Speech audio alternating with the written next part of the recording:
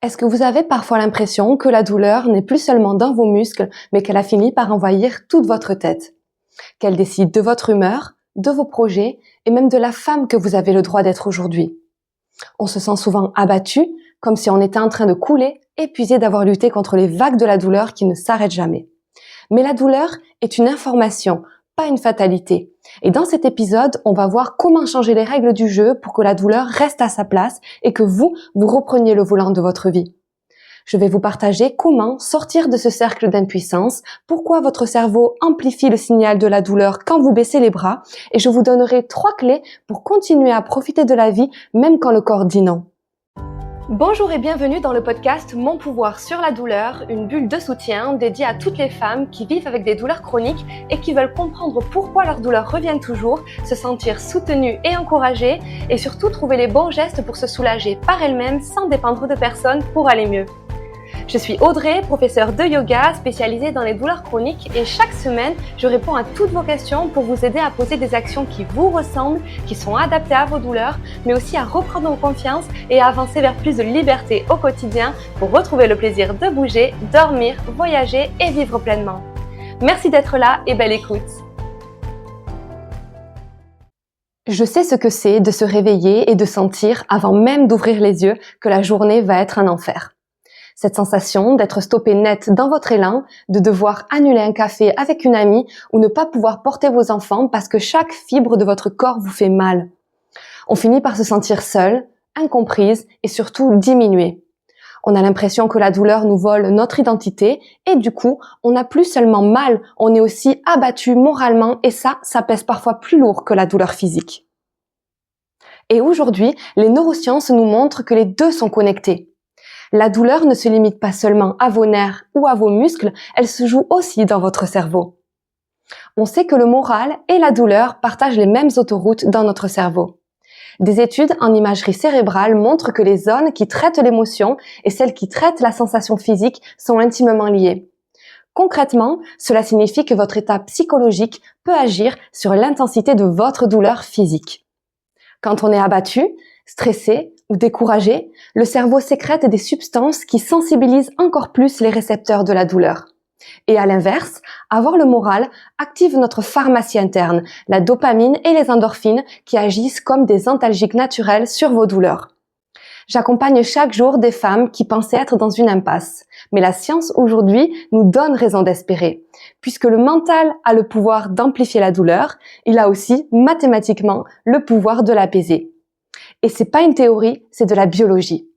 Alors imaginez un instant que la douleur soit là, mais qu'elle ne soit plus qu'un bruit de fond, comme une radio allumée dans la pièce d'à côté. Imaginez que vous puissiez prévoir une sortie, un projet ou simplement une soirée au calme sans cette douleur qui vous prend la tête et sans cette peur aussi d'avoir le revers de la médaille le lendemain. Et ça, c'est une vie où la douleur ne vous définit plus, une vie où vous pouvez retrouver votre sourire et votre joie de vivre. Et on pense souvent, à tort, que c'est la douleur seule qui nous abat. Mais en réalité, ce qui nous fait sombrer, ce sont aussi les schémas que l'on adopte inconsciemment pour tenter de garder la tête hors de l'eau. Et on va les identifier ensemble aujourd'hui. Voici les 5 pièges qui épuisent votre morale, vident votre jauge d'énergie et par effet ricochet, hurlent à votre cerveau d'augmenter le volume de la douleur. 1. L'identification totale. Je suis ma douleur. C'est le piège le plus sournois pour le moral. On finit par ne plus dire j'ai mal, mais je suis une personne douloureuse. On finit par se coller l'étiquette de douloureuse sur le front comme si c'était devenu notre trait de caractère. Du coup, la douleur n'est plus un signal passager, elle devient votre identité. Et pourquoi c'est négatif? Parce que on ne fait plus de projets par envie, mais par autorisation de la douleur. Et on s'enferme dans une étiquette de personne fragile. Et cette perte d'identité est le premier pas vers le découragement. 2. Le piège de l'économie de peur, la kinésiophobie. C'est ce réflexe d'immobiliser son corps pour protéger la zone qui fait mal. On se déplace comme si finalement on était un peu en verre, comme si on était fragile. Et pourquoi c'est négatif? Parce que la peur est une émotion épuisante. Et vivre en état d'alerte permanent consomme une énergie folle. Résultat, vous finissez votre journée vidé moralement avec un corps encore plus raide et des tensions qui se propagent partout. 3. Le cycle infernal du tout ou rien. Le jour où vous avez un peu de répit, vous voulez tout rattraper. Vous videz votre batterie d'un coup. Pourquoi c'est négatif? Parce que c'est un ascenseur émotionnel. Passer d'un espoir fou, ça va mieux, ça y est, à une chute brutale le lendemain et des douleurs qui reviennent intensément, ça crée un sentiment d'impuissance. Du coup, on finit par se dire, à quoi bon? Dès que je fais un effort, je le paye. Et ça tue votre motivation et votre espoir d'aller mieux. 4. Le mirage du sauvetage extérieur et de la solution miracle. C'est l'attente que vous avez d'être enfin soulagé, souvent par un professionnel de santé, ou par les massages, ou par l'homéopathie, ou par tous ces gadgets qu'on peut trouver en tout genre sur Internet, ou même la réalisation d'un exercice qui réglera tout. Pourquoi c'est négatif? Parce que vous vous placez dans une position de dépendance et de passivité. Quand le rendez-vous ne suffit pas ou que l'exercice ne fonctionne pas, on se sent du coup abandonné et incapable. Rien n'abat plus le moral que de sentir qu'on n'a aucun pouvoir sur son propre corps. 5. L'isolement dans la norme de la douleur. C'est se dire que vous avez mal et c'est comme ça. Du coup, vous arrêtez d'en parler pour ne pas être un fardeau et vous vous isolez. Et pourquoi c'est négatif? Parce que l'humain est un être social. Se sentir seul et incomprise quand on lutte, c'est le chemin le plus court vers la déprime. Alors maintenant qu'on a identifié ce qui nous tire vers le bas, comment on fait pour ne plus se laisser abattre? Comment on reprend les commandes? Voici 3 piliers pour inverser la tendance et sortir de cette spirale négative. Pilier 1, découpler la sensation de l'émotion. Faites du compartimentage émotionnel. Puisque nous savons que le cerveau utilise la même autoroute pour la douleur et pour le moral, votre première mission, c'est de changer votre langage. Apprenez à observer la douleur sans lui donner de valeur. Dites plutôt, tiens, ça brûle dans mon dos aujourd'hui, au lieu de dire, c'est affreux, je vais jamais m'en sortir, j'ai mal. On sépare le fait physique de l'émotion. Entraînez-vous à passer de « je suis douloureuse » à « j'ai une tension dans le dos ». Pourquoi ça marche? Parce que, en traitant la douleur comme une simple donnée météo, vous cessez de l'alimenter avec de la peur ou de la colère. Et du coup, vous redevenez l'exploratrice et non plus la victime de vos sensations. Pilier 2, la stratégie des paliers ou des petites victoires. Ne visez pas l'Everest. Si vous avez mal, quelle est la petite chose qui aujourd'hui vous ferait du bien? Un thé, un étirement de 2 minutes, aller voir un ami, reprendre le pouvoir commence par des micro-choix. Arrêtez de vouloir vider l'océan à la petite cuillère les jours où vous êtes en forme. Apprenez à doser votre énergie pour ne jamais atteindre la ligne rouge qui déclenche les crises de la douleur. L'astuce, c'est de finir votre activité alors que vous avez encore un peu d'énergie. Parce qu'en gardant une réserve, vous éviterez la chute brutale du lendemain avec le retour des douleurs.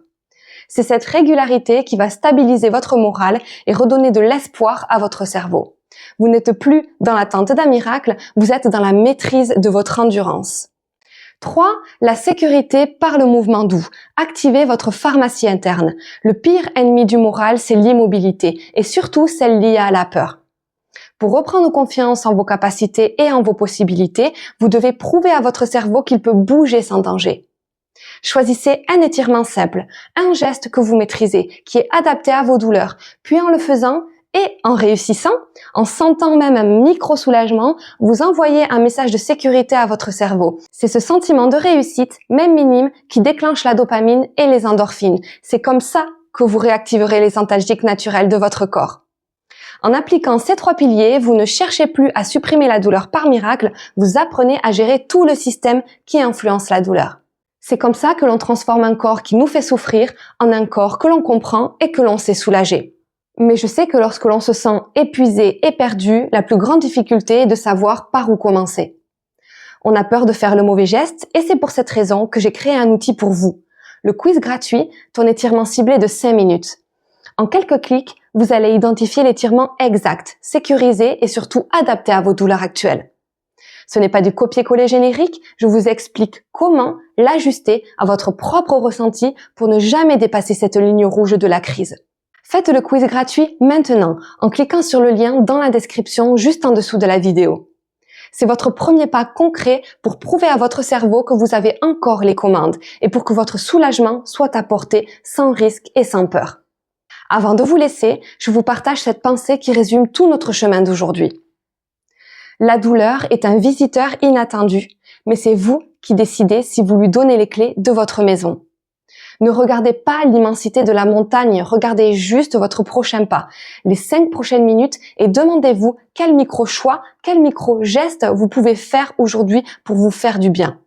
Merci pour votre écoute. On se retrouve mardi prochain pour continuer à prendre soin de vos douleurs. Et si ces mots ont résonné en vous, le plus beau cadeau que vous puissiez faire à la chaîne, c'est de vous abonner et de partager cet épisode. C'est ce qui permet au podcast de voyager jusqu'aux oreilles d'autres femmes qui souffrent en silence. Prenez soin de vous et à la semaine prochaine.